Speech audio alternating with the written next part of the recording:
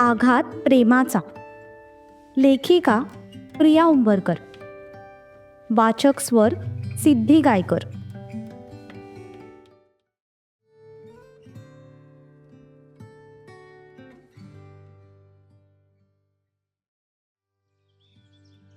सकाळी युगाला जाग आली.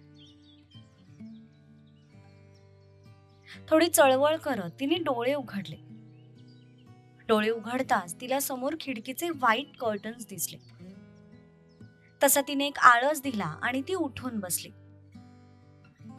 तिने समोर पाहिलं तर सक्षम तिच्या आधीच उठून जिमसाठी निघून गेला होता. तिला रात्रीचा प्रसंग आठवला. तशी ती पुन्हा थोडी उदास झाली. पण जे आपलं नाहीये त्यामागे पळून तरी काय मिळणार आहे असा विचार करून तिने स्वतःला सावरलं. बेडखाली उतरून ब्लँकेटची व्यवस्थित घडी घातली. पण अचानक तिला एक स्मेल आला. तशी ती जागीच थांबली. नाक वर करून तिने तो पुन्हा फील केला. काही सेकंदात तिच्या लक्षात आलं की तो वास तिच्या कपड्यांमधून येतोय. तसा तिने स्वतःचा ड्रेस स्मेल केला. तिला तिच्या कपड्यांवर त्याच्या परफ्यूमचा सुगंध आला. तशी ती थोडी आश्चर्यचकित झाली. त्याचा परफ्यूम आता तिच्या चांगल्याच ओळखीचा झाला होता आणि त्याचा स्मेल सुद्धा तिला चांगलाच माहिती होता. माझ्या कपड्यांना त्यांचा सुगंध कसा काय येतोय? जाऊ दे, मी आजकाल त्यांच्याबद्दल जरा जास्तच विचार करायला लागले. शेवटी तिने मनातले विचार झटकले आणि कपडे घेऊन अंघोळीसाठी निघून गेली.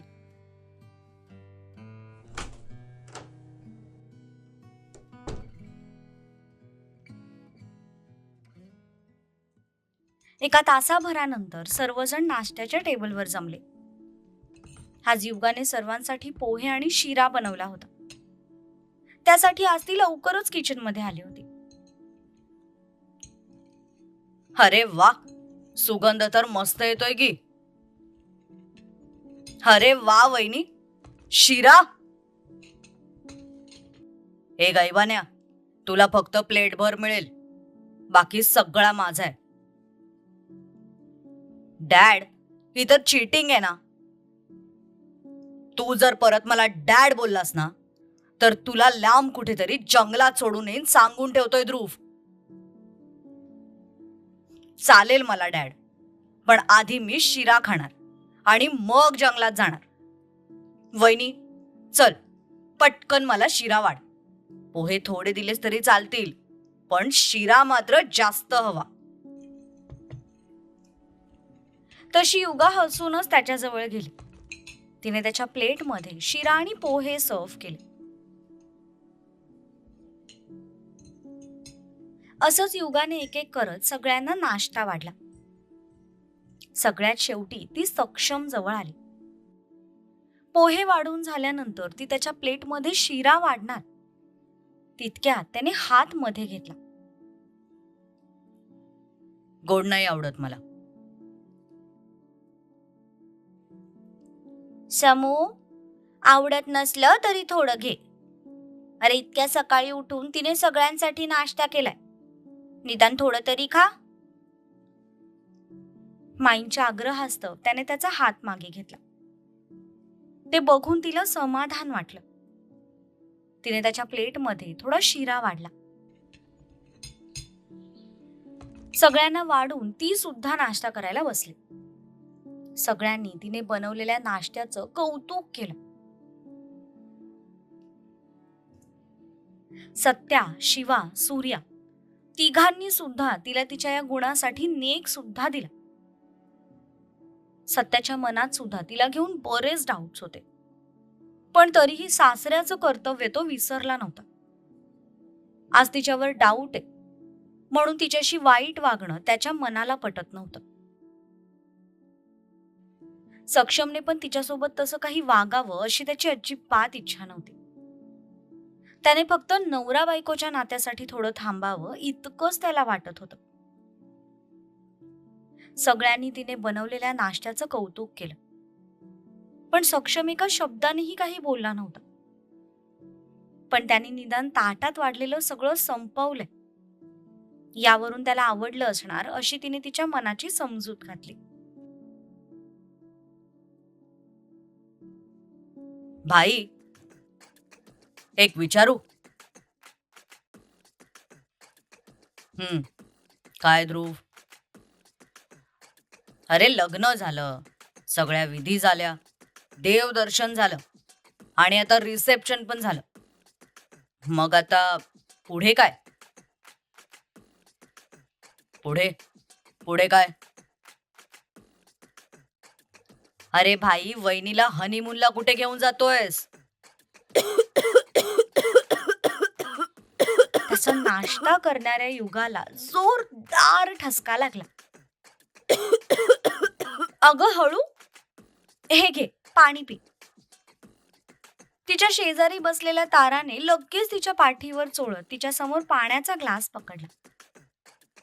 सक्षम मात्र ध्रुवकडे खाऊ का गिळू अशा नजरेने बघत होता. त्यावरूनच ध्रुवला कळून गेलं की आपण चुकीच्या वेळी चुकीची माती खाल्ली. तशी त्याने जीभ चावली. आई, मला उशीर होतोय, मी निघतो. आणि रात्री एका क्लायंट सोबत माझी डिनर मीटिंग आहे, त्यामुळे जेवायला माझी वाट बघू नका. बाय.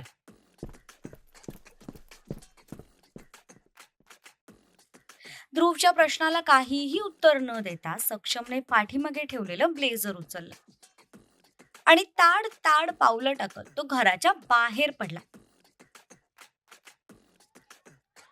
माझं पण झालंय, मी हे आवरते. युगाने तिची प्लेट उचलली आणि ती सुद्धा किचन मध्ये निघून गेली. ध्रुव, नको त्यावेळी नको ते का बोलायचं असतं रे तुला? अरे जीवा यार, माझा प्रश्न बरोबर होता, पण त्यांचा मूड कदाचित खराब होता, त्यामुळे त्यांनी तसं रिॲक्ट केलं. आत्या, मला माझ्या एका फ्रेंडकडे जायचंय, मी संध्याकाळी आले तर चालेल? रागिणी आणि अजय कालच फंक्शन संपल्यानंतर पुण्याला निघून गेले होते, पण कोल्हापूरमध्ये तिची एक मैत्रीण होती. त्यांच्या घरी एक फंक्शन होतं, त्यासाठी तिला इन्व्हाइट केलं होतं. म्हणून ते फंक्शन अटेंड करून मग ती पुण्याला जाणार होती. काय ग अंतरा, एकटीच चाललीस की काय तू? हो आत्या, म्हणजे जवळपासच आहे ग, अर्धा पाऊण तासाचा रोड आहे. कॅब करून जाईन मी, संध्याकाळपर्यंत येते, तू नको काळजी करूस. अगं कॅब कशाला, गाडी घेऊन जा. आणि जीवा, तू पण जा अंतरासोबत. बाबा, मी गेले असते हो, पण आज आमचं सबमिशन आहे, त्यामुळे आज मी नाही सुट्टी घेऊ शकत. इट्स ओके मामा, मी जाईन एकटी, मला सवय आहे. आपल्यामुळे कोणाला त्रास होऊ नये इतकंच अंतराला वाटत होतं. ध्रुव मात्र शांतपणे खात होता, फक्त ऐकायचं काम करत होता. दर्श, तू जाशील का? अंतरा त्यांच्या जबाबदारीवर कोल्हापुरात थांबली होती, त्यामुळे तिला असं एकटीला बाहेर पाठवणं शिवाच्या मनाला पटत नव्हतं. सॉरी काका, आज माझं प्रॅक्टिकल आहे, नाहीतर मी खरंच गेलो असतो. डॅड, त्याची काही हरकत नसेल तर मी घेऊन जाऊ शकतो तिला. सगळ्यात आधी त्याने नाश्त्याला सुरुवात केली होती, पण सगळ्यांचा नाश्ता होऊन सुद्धा ध्रुव अजूनही खात होता. गुड. अंतरा, तू ध्रुव सोबत जा, तो सोडेल तुला तिथे. तुझं काम झालं की त्याला कॉल कर, मग तो परत तुला तिथून पिक करेल. पण मामा, याची खरंच काही गरज नाहीये, मी जाऊ शकते एकटी. कशाला उगाच त्याला त्रास, त्याला पण ऑफिसला जायचं असेल ना. ऑफिसमध्ये येऊन पण काय दिवे लावतोय ते माहितीये मला.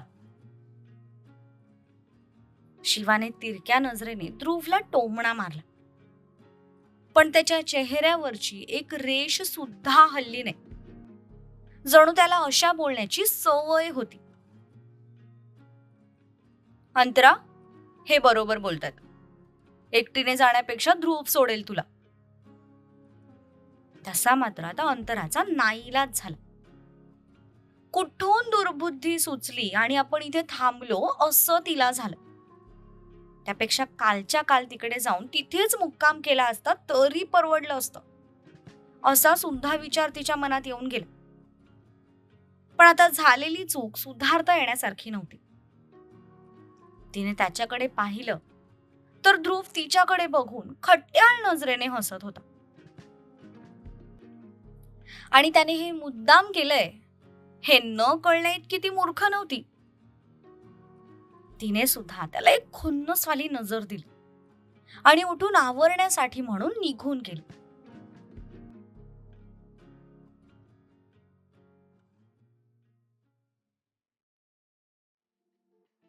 अर्ध्या तासानंतर ती आवरून खाली आली. तेव्हा तिला कळलं की तो आधीच बाहेर तिची वाट बघत उभा आहे. तशी ती ओढणी सावरत बाहेर आली. तो गाडीला टेकून कोणाशी तरी फोनवर बोलत होता. खडूस कुठला, मुद्दाम मला त्रास देण्यासाठी करतोय हे सगळं. पण याला काय वाटलं मी इतक्या सहजासहजी याच्या नाटकांना भुलेन? No chance. मनातच दात ओठ खात ती त्याच्या जवळ गेली.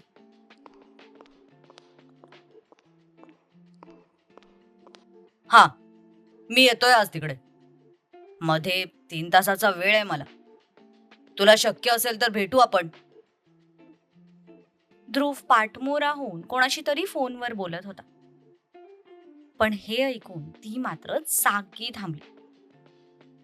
आपल्याला सोडून तो कुठल्या तरी मुलीला भेटायला जात नसेल ना, अशी शंका सुद्धा तिच्या मनात येऊन गेली. Okay fine. तसंही अजून 1 तास लागेल आम्हाला तिथे पोहोचायला. 1 तासात मेसेज करून कळव मला. चल, बाय. ध्रुवने फोन ठेवला आणि तो मागे वळाला. पण मागे वळताच त्याची नजर तिच्यावर पडली, जी हाताची घडी घालून मांजरी सारखे डोळे बारीक करून त्याच्याकडेच बघत होती. ओ, म्हणजे हा तुझा खरा प्लॅन आहे तर? प्लॅन? कसला प्लॅन? मला फंक्शनला सोडून गर्लफ्रेंड सोबत टाइम स्पेंड करायचा प्लॅन आहे ना तुझा? म्हणजे एका दगडात 2 पक्षी मारले जातील. घरच्यांच्या नजरेत तू गुड बॉय सुद्धा होशील आणि कामात काम गर्लफ्रेंडला पण भेटणं होईल, बरोबर ना? पण तिच्या आवाजाचा टोन ऐकून त्याला राग आला नाही, उलट हसू आलं. तिच्या आवाजात राग कमी आणि जेलसी जास्त दिसत होती. गाडीत बस. तिच्या प्रश्नाचं काहीही उत्तर न देता त्याने सरळ तिच्यासाठी दरवाजा उघडला. आजचा पूर्ण दिवस आपण सोबत आहोत. नंतर काय लुक द्यायचे ते दे, पण आत्ता गाडीत बस. तसा तिने त्याच्यावर एक रागीट कटाक्ष टाकत ती आत जाऊन बसली. पण तिची ओढणी खाली लोळत होती. त्याने खाली वाकून ती ओढणी पकडली, अलगद तिच्या मांडीवर ठेवली. पण हे करताना जसा तो तिच्या जवळ आला तसा तिने श्वास रोखून धरला. कितीही त्याच्यापासून दूर राहायचं ठरवलं तरी तो जेव्हा जेव्हा जवळ यायचा तेव्हा तेव्हा मनात उठणाऱ्या भावनांना कंट्रोल करणं तिला खूप अवघड जायचं. तिच्याकडे बघून एक स्माइल देत त्याने दरवाजा बंद केला.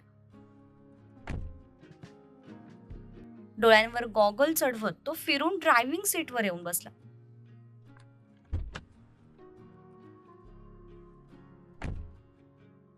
आज त्याने मुद्दाम गॉगल लावला होता, जेणेकरून आपली नजर नक्की कुठे आहे हे तिला समजू नये.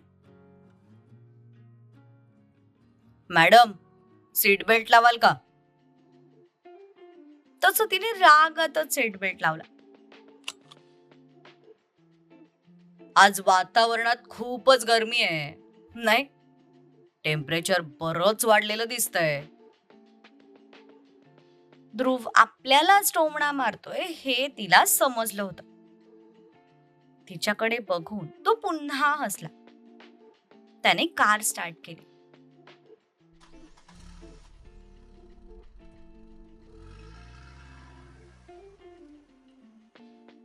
तो शांतपणे गाडी चालवत होता. ती हाताची घडी घालून खिडकी बाहेर बघत होती. पूर्ण गाडीमध्ये पिन ड्रॉप सायलेन्स होता. आपल्याला नक्की कुठे जायचंय? चालवत राहा, रस्ता माहिती आहे मला. ओके, बरं, मी तुला सोडून निघून जाईन. तुझं आवरलं की मला कॉल कर, मग मी येतो तुला परत न्यायला.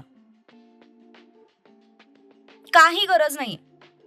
तू फक्त मला तिथे सोड आणि तुला जिच्या सोबत जायचंय तिच्या सोबत जा. माझी मी कॅबने घरी येऊ शकते. यू आर सो स्वीट यार. कोणी इतकं स्वीट कसं काय असू शकतं? आणि अगदी बरोबर बोललीस तू. मी तुला सोडायला आलो कारण मला माझ्या गर्लफ्रेंडला भेटायला जायचं होतं. मला वाटलं कामात काम दोन्ही सुद्धा होतील. का? हिम्मत नाहीये का घरी गर्लफ्रेंड बद्दल सांगायची? अजून तसं काही फायनल झालं नाहीये ना. एकदा फायनल झालं की मग सांगून टाकेन. गर्लफ्रेंड आहे म्हणतोस आणि वरून फायनल झालं नाहीये ते पण म्हणतोयस. म्हणजे इथे पण कन्फ्युजन आहेच का तुझं? तुझ्या इतका कन्फ्युज आत्मा मी आयुष्यात कधीच बघितला नाहीये ध्रुव. आय नो यार, बट आजच्या जनरेशन मध्ये कोण रिलेशनशिप इतकं सिरियसली घेतं? शिवाय एखाद्या व्यक्तीसोबत पूर्णपणे वाईब मॅच होतील असं पण नाहीये ना. अजून आम्ही फक्त फर्स्ट स्टेजवर आहोत. फर्स्ट स्टेज म्हणजे? अगं, म्हणजे चांगली ओळख झालीये फक्त. एकमेकांशी बोलायला छान वाटतं, भेटायला आवडतं. पण ते जन्मोजन्मवाला प्यारवाली फिलिंग अजून तरी आलेली नाहीये मला. त्यासाठी ना हृदय जागेवर असावं लागतं. तू प्रसाद वाटल्यासारखा सगळ्यांना अटेन्शन देत फिरतोस. मग कशा तुला फिलिंग्स येतील? हे पण बरोबर आहे तुझं. बघू, आज भेटतो तिला आणि पूर्णपणे तिलाच अटेन्शन देण्याचा ट्राय करतो. बघूया, काही फिलिंग्स आल्या तर आल्या. तसं मात्र तिच्या चेहऱ्यावरचा राग गायब होऊन आता त्या चेहऱ्यावर थोडे उदास भाव आले. तसं तिने लगेच खिडकीच्या बाहेर पाहिलं.